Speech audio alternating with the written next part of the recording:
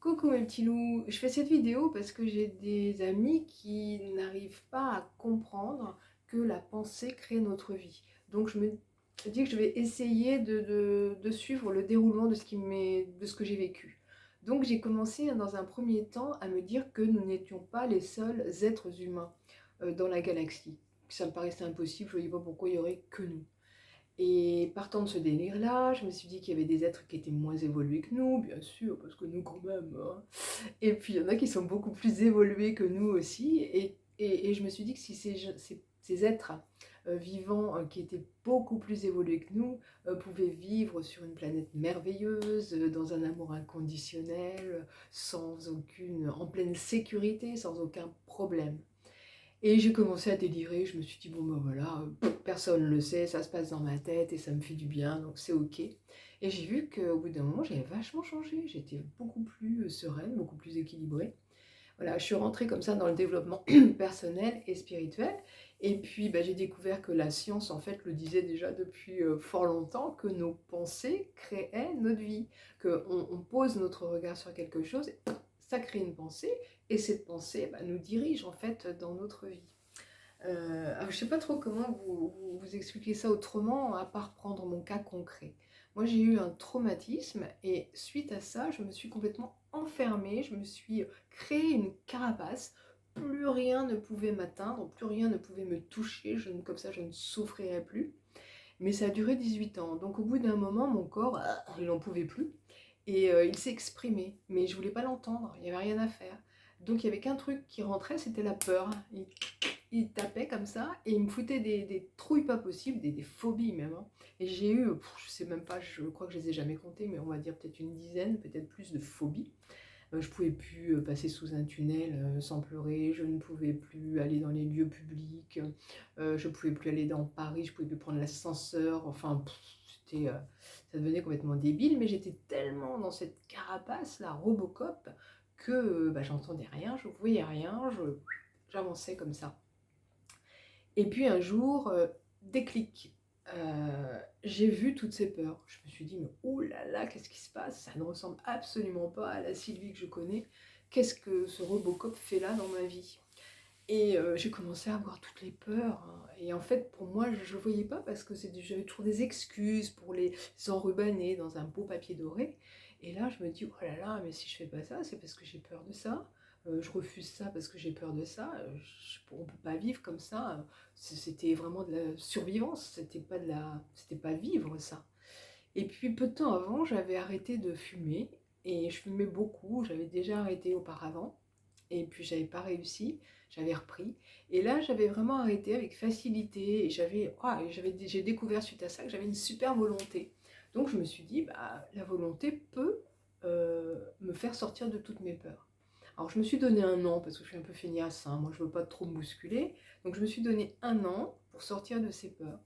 Et je me suis rendu compte en fait que, on va prendre l'exemple du cinéma, j'allais quand même au cinéma, mais en banlieue et en plein après-midi. Comme ça, il n'y avait personne. Alors j'arrivais quand même à me faire peur, hein, parce que parfois quand on était 3 ou 4, je me disais «Ah, je peux me faire attaquer, il n'y aura personne pour me défendre». Mais c'était plus vraiment le traumatisme, hein, c'était une petite peur supplémentaire là, qui venait se greffer. Donc j'arrivais quand même à aller au cinéma. Moi j'y allais avec mon mari, hein, pas toute seule, pour lolo. Et je regardais, je sais pas moi, peut-être toutes les minutes, hein, je regardais les issues de secours, les différentes issues de secours, pour voir par quel chemin je pouvais emprunter, comment je pouvais faire, machin, au plus vite, voilà. Et puis enfin je m'en suis pas rendu compte tout de suite, mais je commençais à regarder toutes les 5 minutes seulement, et puis peut-être tous les quarts d'heure, toutes les demi-heures, etc. Et un jour, je me suis aperçue que bah, j'avais pas regardé l'issue de secours. Et là, j'ai compris ce que les scientifiques expliquaient quand ils disaient que la pensée crée notre vie. C'est-à-dire que là, ma pensée était dirigée sur le fait que je ne devais plus avoir peur, donc que je devais aller au cinéma. Et à force d'aller au cinéma, ma peur s'étiolait un petit peu, parce que en fait, nos circuits neuronaux changeaient, mes circuits plutôt, changeaient de chemin, empruntaient un autre chemin. Alors la première fois que j'allais au cinéma, il a commencé à emprunter un chemin qu'il ne connaissait pas, et ouais, qu'est-ce que c'est que ça? Oups, vite, je reviens au chemin précédent où j'ai mes repères et où je comprends bien puis je retourne au cinéma, et puis il reprend le chemin, puis là, oh, il commence à aller un petit peu plus loin, plus loin. Mais il revient quand même. Il revient parce que ça fait tellement longtemps qu'il est dans un autre repère. Donc il revient. Et à la longue, et au bout d'un moment, alors certains disent 21 jours, moi je pense que ça dépend des personnes. Et au bout d'un moment, eh ben, le circuit ancien s'affine jusqu'à disparaître. Et c'est le nouveau circuit euh, qui prend la direction en fait. Et ensuite, je pouvais aller au cinéma sans du tout penser que j'avais eu peur précédemment. Et j'ai fait ça avec toutes mes phobies. Et ça m'a permis de comprendre que tout ce que je regardais, tout ce que je pensais créait ma vie. Comme quand vous regardez, par exemple, vous regardez le pourcentage de n'importe quoi. Il y a 60% de réussite, 40% d'échec. Si moi par exemple, j'ai la faculté de me focaliser sur la réussite. Donc pour moi, 60% de réussite, c'est un truc qui a super bien marché. Je suis même quelquefois trop optimiste. Et il y a des gens qui, au contraire, mon mari par exemple, lui, va voir 40% d'échecs.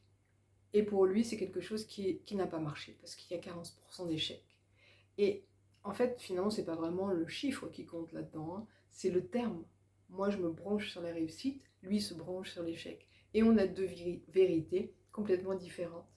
Et on va pouvoir en discuter, se battre éternellement. On restera toujours sur nos positions parce que mon regard, il s'est posé sur une chose et le sien sur une autre. Et en ce moment qu'il y a tellement de dualité, qu'il y a tellement d'intolérance, j'espère que ça va expliquer à certaines personnes ou permettre d'intégrer que en fait nous sommes tous différents, nous avons tous des vérités différentes selon où on pose notre regard, c'est tout. Donc ça permet, je pense, quand même pas mal de tolérance, de bienveillance, et en ce moment on en a vraiment besoin. Voilà ma petite vidéo du jour, bye bye.